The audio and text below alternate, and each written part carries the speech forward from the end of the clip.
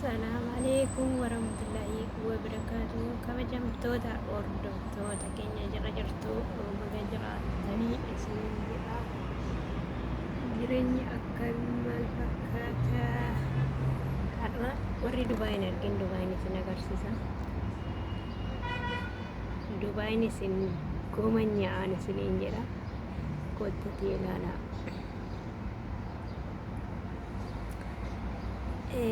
Egaa aduudha hin dhaga'amu hin axxaarra'u viidiyoonis sagaleenis sagalee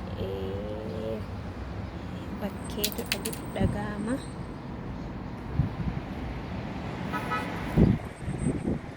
Dubaay kana fakkaatti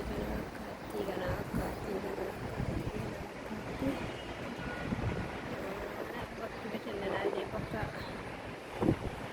magariisa sana asii godha asii mul'atu.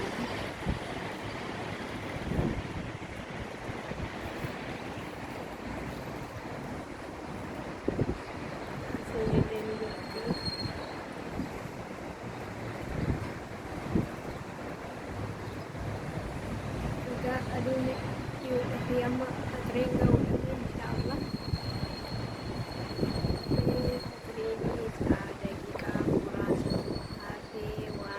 qopheessine isaa goonee harrii irra akkasuma masqiin illee fuula asuma jala jira.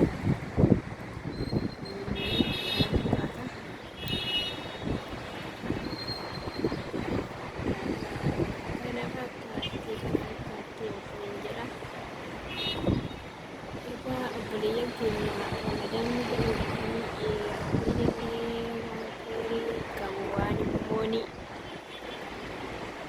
ajrii qabuun nama ramadaana dabarsallee rabbiin haa taasisuun isiniin jedha. Sagalee adda addaatiif kan dhaga'amu. Egaa obboleeyyan keenya isa dhufuun illee rabbiin ittiin haa gahu, rabbiin haa qaqqabsiisuu jennee kan hanqate guddaa hedduu jira. Egaa nama immoo isa dhufus immoo qaqqabee akkanumatti soomee keerii itti dabarfatu rabbiin haa taasisuun isiniin jedha obboleeyyan keenya.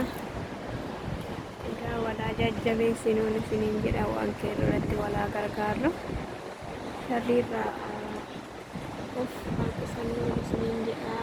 Keerii irratti yoo wal gargaarre namni keerri irratti gargaartu sunis atis ajrii rabbiirraan argattu. Kanaafuu sharrii irratti waliin cimsinaa, keerri irratti jechuu barbaade tanani. Egaa kana fakkaatti Dubaayii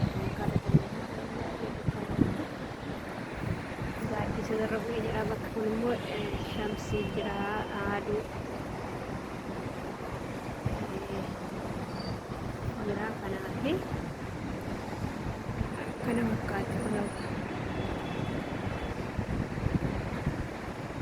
gaazara mana mataa jira, mana suuqiin shaqashaqati jira, nyaata jira, waa hedduu jira.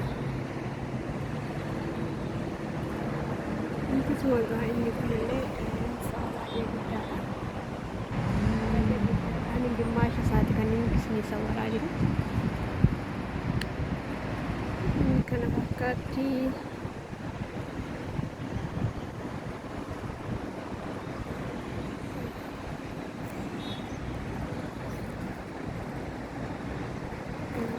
Gama sanarra immoo bahaarii jira. Boqota yeroo boqota sana gidduudhaan inni isaa bahaariidha jechuudha. Bahaariidhaan marfattee jirti akkanatti. Baarii mashaallah baay'ee illee fagoo hin jiru. Akkas egaa viidiyoolee isinii waraabuun walirraa turaa jirra. Egaa haalli mootummaa jennee inshaallah gahaa biyya keenyatti gadammoo biyya keenya bakka bareedduu bakka isin yaaddan waan isin barbaaddan waan koomentii jalatti nu agarsiisettanii naa barreessitan isinii qabadhee dhiyaachuu hin danda'a. Inshaallah yeroo muraasa keessatti inshaallah rabbiin akka yaada kootiin muraada koo naa guutee biyya kootti galu rabbiin naa taasisuu du'aayi naaf godhaa isiniin jedha. Egaa obboleeyyan keenya nuyi kullii keenya fuyyuu hunda keenya fuyyuu yaada muraanni keenya akka guutamee biyya keenyatti galu rabbiin taasisu.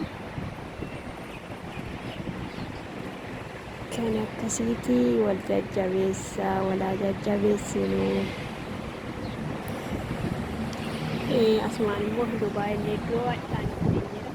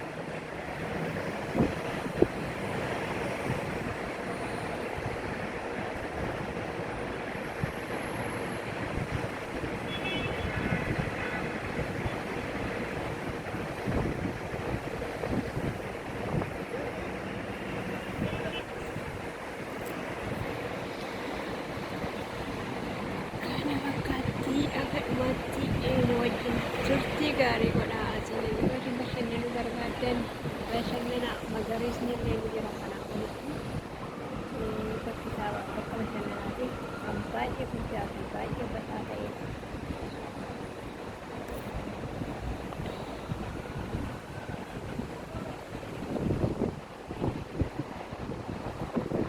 Egaa qilleensa hamaa jira mul'isa. Alhamdulillah in qorrayyuu wara nagaa ramadaanaa maashaallaadha rabbiin soomsise. Rabbiin akkanumallee waggaa dhuftu waggaa naannee dhufuun qabbana rabbiin haa taasisu. Qabbanaan akka soomnu rabbiin nu haa taasisu. Maashaallaadha gubaadha soomaa turre. Egaa amma nama dadhabsiisu nama dheebochiisu maashaallaadha wallah alhamdulillah. Ni'imaa rabbiin keenya nuuf godhe galata isaa galfachuudha.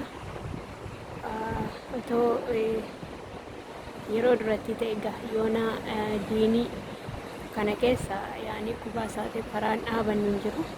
Biraan alhamdulillah rabbiin nuu qabbaneesse gubaas nurraa balleesse. Waa hedduun hin miidhaminaa jedheeti rabbiinis keessum keenya laale wallaahi warra mana namaa keessa jiru. Akkasii rahmata rabbiin nuuf haa godhu. Yeroo faxiriin ga'uudhaaf ka'ee waqtii hazaan osoo hin bahin du'aa godhaadhaan isiniin jedha.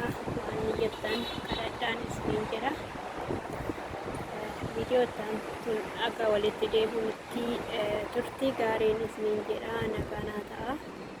Inshaallah eid irratti immoo haala gaariidhaan inshaallah yoo naam jate viidiyoo waraabee isiniif gadhiisuu yaada. Fedhii rabbiitii jechuudha. Kan akkasiin isiniin jedha. Obboleeyyan keenya bakka jirtanitti nagaaf firaman isin waliin haa jiraatu. Viidiyoo koo yoo jaallattan sheer, sabskiraayib, laayik gochuudhaan na jajjabeessaa isiniin jedha. Walaa jajjabeessinuu akkasii nagaan naa turaa.